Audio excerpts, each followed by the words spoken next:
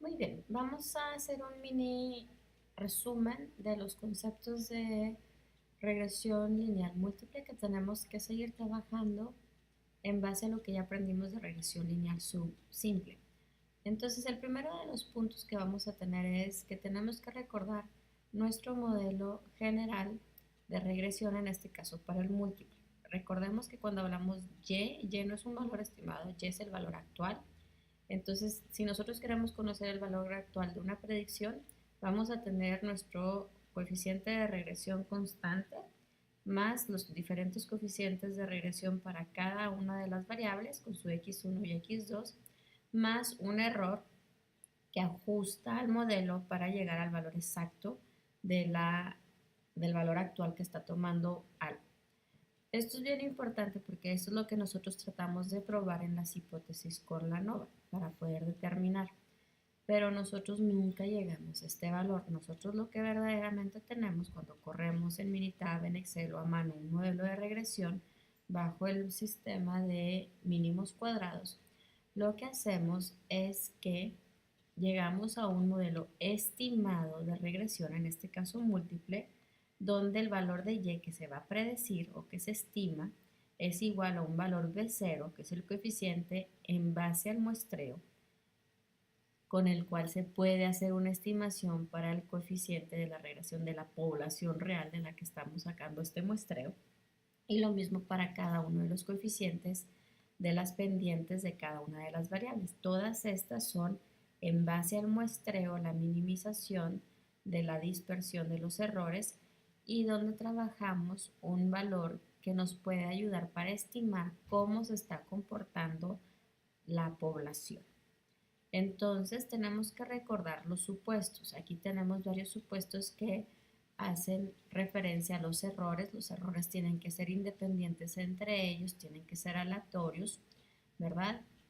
Y tenemos que recordar que también para que esto sea posible, esta relación del modelo de estimación con el modelo real de la población, nosotros tenemos que pasar por una serie de supuestos. Entonces, los primeros supuestos que tenemos que revisar son los de la linearidad, que lo revisábamos casi siempre con un diagrama de dispersión. La diferencia en regresión múltiple es que aquí nosotros teníamos una x1 con una y en regresión múltiple en realidad nosotros tenemos varios valores de x, aquí nada más estamos viendo dos, con un valor que le corresponde en y. Entonces, nuestro modelo de regresión, nada más con dos variables, estamos trabajando de un gráfico que nos da un plano un plano en el espacio tridimensional.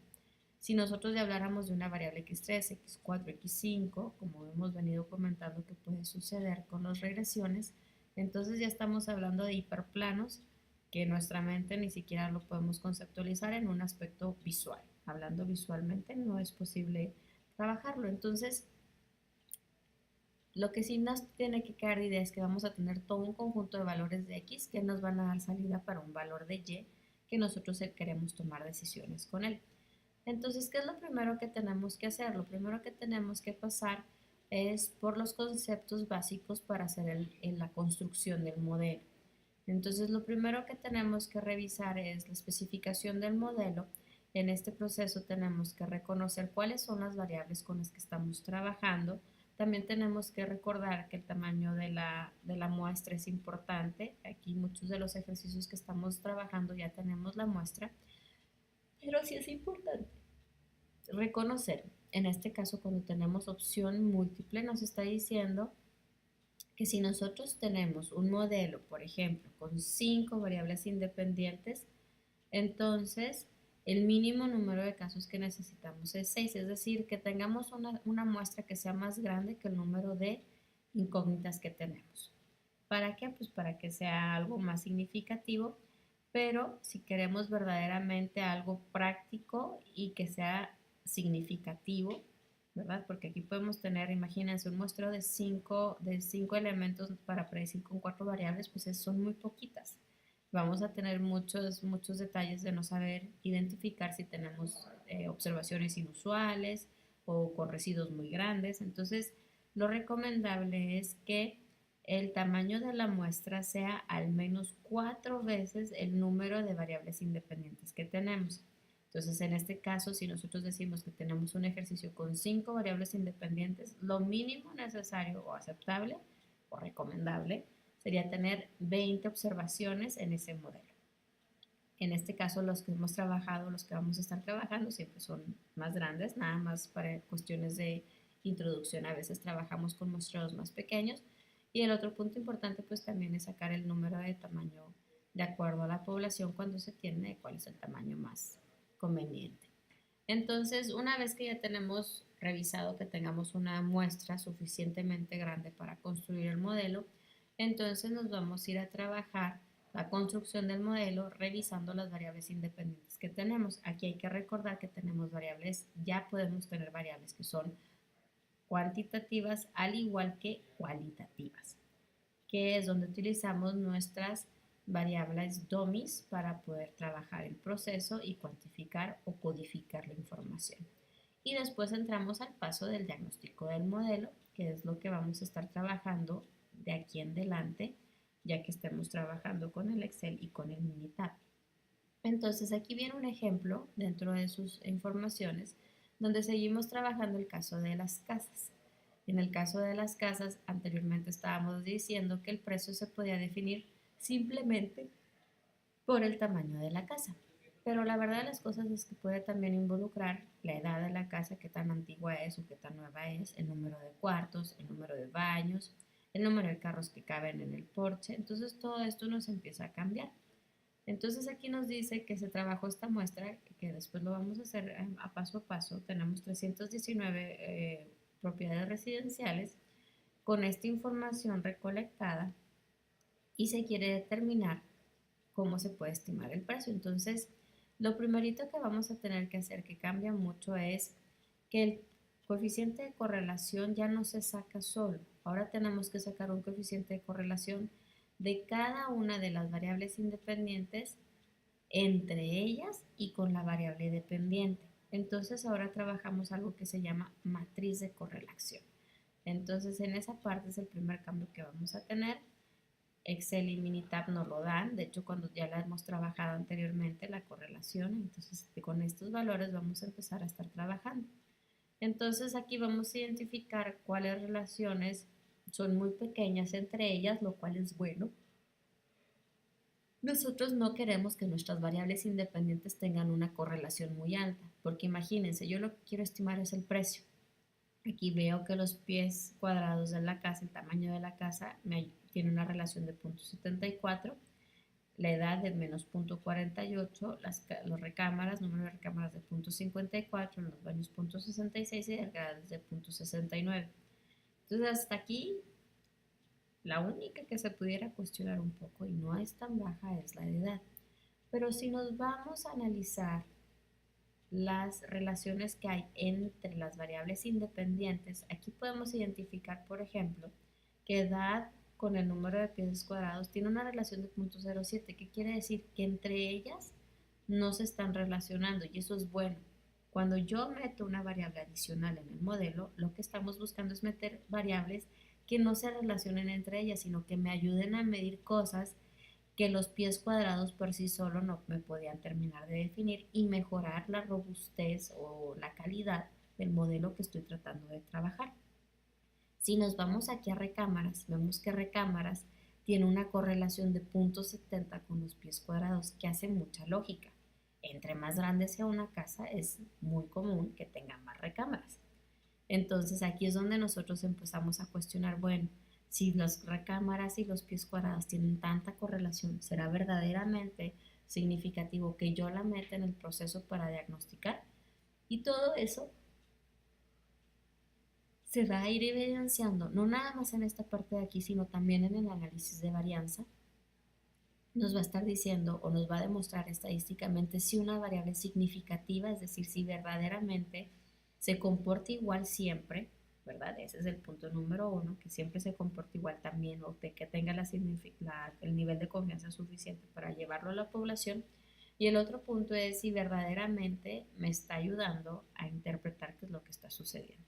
Aquí vemos que también el número de baños con los pies cuadrados tiene mucho que ver Y extrañamente, el número de autos que caben en un garage no tiene tanta relación como las recámaras y los baños con el número de pies cuadrados. Aquí podríamos imaginarnos que una casa muy grande puede ser posible que siga teniendo muchas recámaras y muchos más baños, pero que siga teniendo un espacio promedio para los números de autos.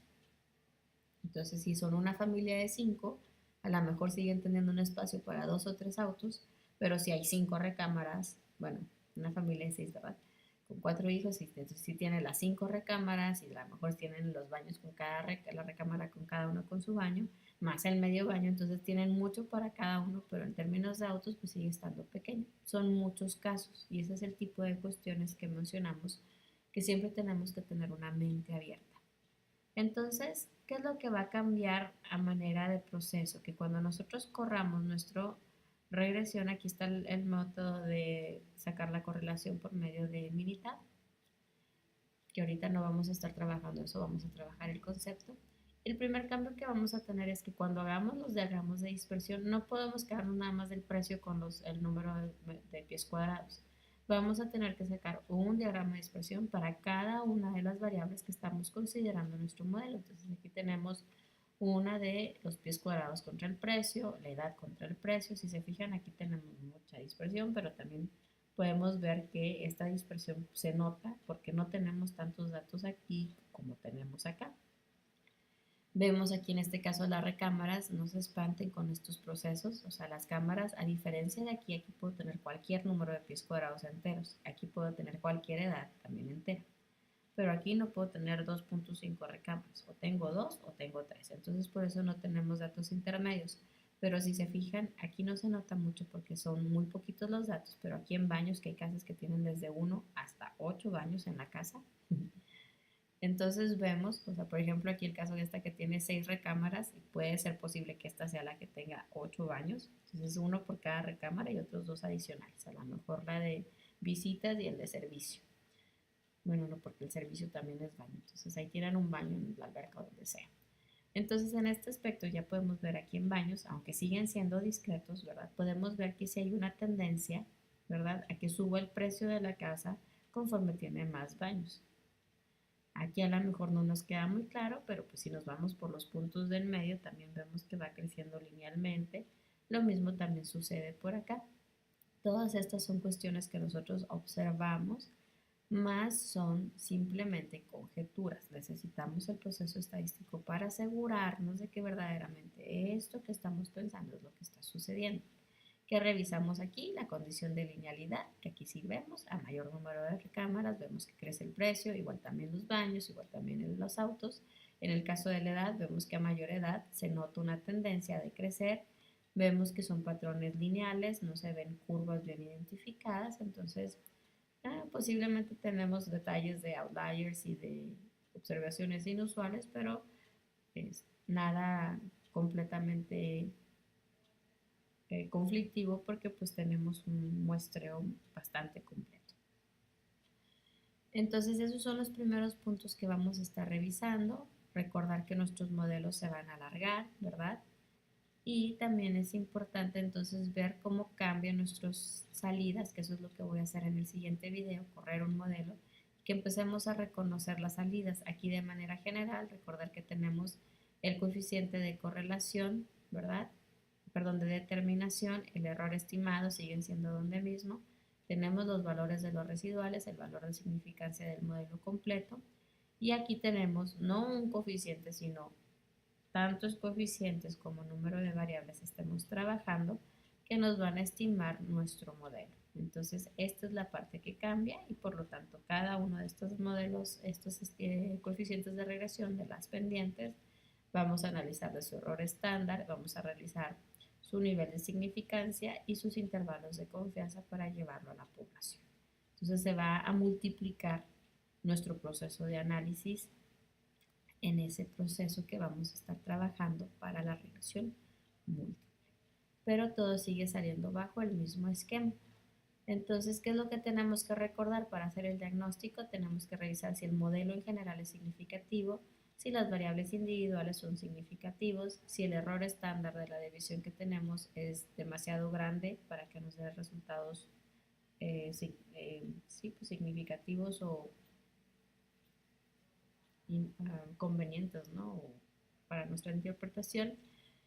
Existe un concepto nuevo que es el de multicollinearidad, que lo expliqué ahorita con las relaciones entre las variables independientes, como teníamos con el número de recámaras y de baños con el número de pies cuadrados.